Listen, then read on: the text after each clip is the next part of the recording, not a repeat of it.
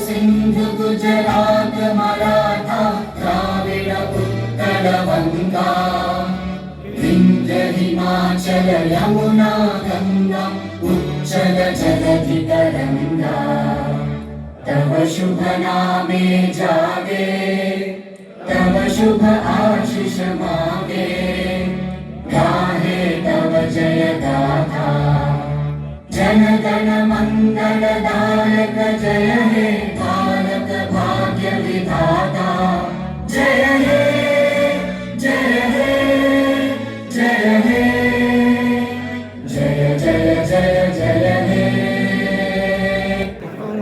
कैसे जाइएगा आप पहुँच पाइएगा।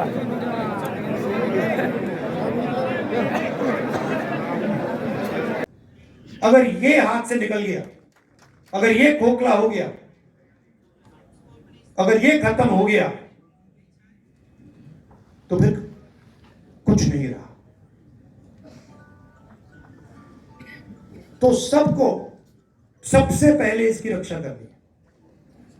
संविधान की, बिरसा मुंडा जी की सोच की, आदिवासियों की सोच की, अंबेडकर जी की सोच की, गांधी जी की सोच की, गुरु नानक जो नाम आपको मैंने बताया। और ये मत सोचिए कि ये लड़ाई 70 साल पुरानी है। ये लड़ाई हजारों साल पुरानी है। ये लड़ाई चलती जाएगी और इसको हम जीतने जा रहे हैं। ठीक है। मैं देख रहा था वहां पे पोस्टर पे लिखा है संविधान सम्मान सम्मेलन, मगर सच्चाई ये है सम्मान सम्मेलन तो है, मगर आज संविधान की रक्षा की जरूरत है। सिर्फ सम्मान से बात नहीं बनेगी। हम सम्मान करें और उसकी रक्षा ना करें तो सम्मान करने का कोई मतलब नहीं रहेगा, क्योंकि इस पे आक्रमण हो रहा है।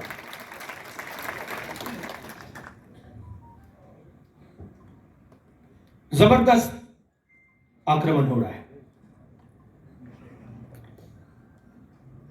चारों तरफ से आक्रमण हो रहा है।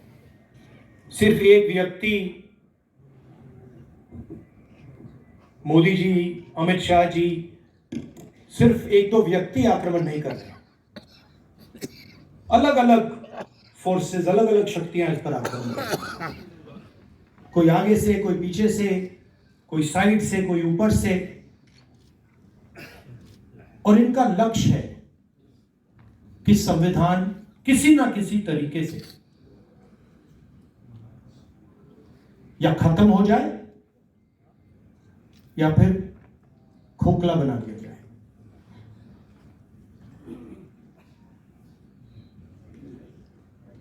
मैं आपसे सवाल पूछना चाहता हूं। ये आप अपने हाथ में पकड़े हैं, उठाइए इसको जरा। ये कब बना? ये कब बना?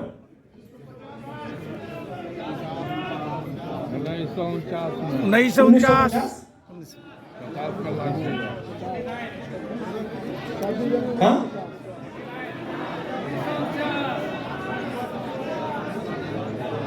किस साल बनाई? 49। एक व्यक्ति बोलिए, आप बोलिए। 1949।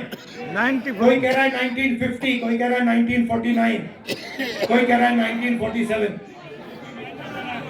ठीक है, तो मैं आपसे अब दूसरा सवाल पूछता हूं। अगर बिरसा मुंडा जी नहीं होते तो ये बनता? नहीं बनता।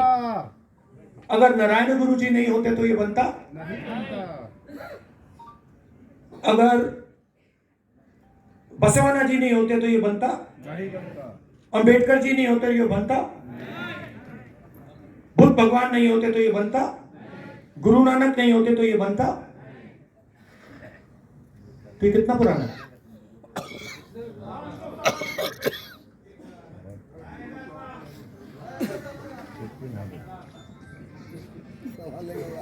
आपने कहा कि ये 50 साल पुराना है, 70 साल पुराना है, मगर ये 50 साल पुराना नहीं है, ये 70 साल पुराना नहीं है।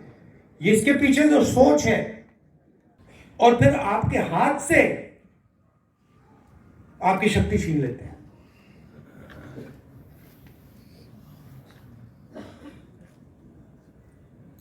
सम्मान आपको देते हैं और पावर आपसे छीनते हैं। सम्मान आपको देते हैं और आपको हिंदुस्तान की संस्थाओं से बाहर निकाल देते हैं। सम्मान आपको देते हैं और फिर इसको खोखला करने की कोशिश करते हैं। मुझे बहुत अच्छा लगा इस चुनाव में हमने सिर्फ एक काम किया, हमने ये दिखाना शुरू कर दिया। बहुत गहरी बात है ये। हमने सिर्फ ये दिखा के कहा कि भैया हम इसकी रक्षा करेंगे, आप इसको छुओ फिर देखो क्या होता है। और हिंदुस्तान के प्रधानमंत्री ने चुनाव के बाद ये किया। देश ने बता दिया कि आप जो कर रहे हो, जो आक्रमण आप बिरसा मुंडा जी की सोच पर कर रहे हो, गुरु नानक जी की सोच पर कर रहे हो, नारायण गुरु जी की सोच पर कर रहे हो, बसवना की सोच पर कर रहे हो, बुद्ध भगवान, फूले जी, इन सब की सोच पर जो आक्रमण कर रहे हो वो हम आपको करने नहीं देंगे। मगर उनके पास सब कुछ है, सच्चाई है, धन उनके पास,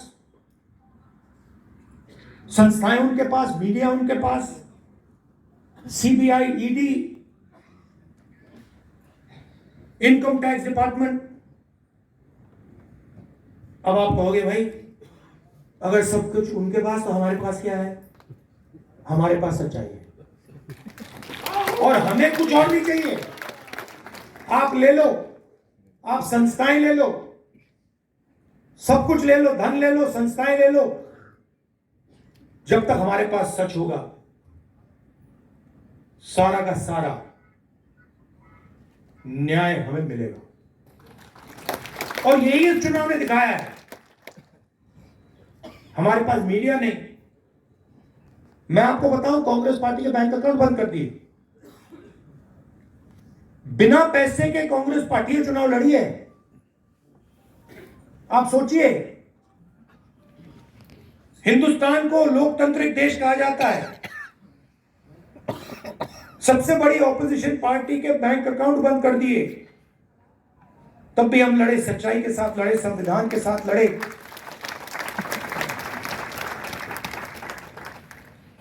और आजकल मोदी जी मुस्कुराते नहीं हैं। बंद हो गया, परमानेंटली बंद हो गया, भूल गए। तो अब मैंने आपसे ये कहा कि भाई लड़ाई हो रही है, युद्ध हो रहा है, दो विचारधाराओं के बीच युद्ध हो रहा है। अब ये भी बताना पड़ेगा रास्ता क्या है। देखिए, मैंने संस्थाओं की बात की, थोड़ा सा मैं आपको 2-3 आंकड़े देना चाहता हूं। धन्यवाद।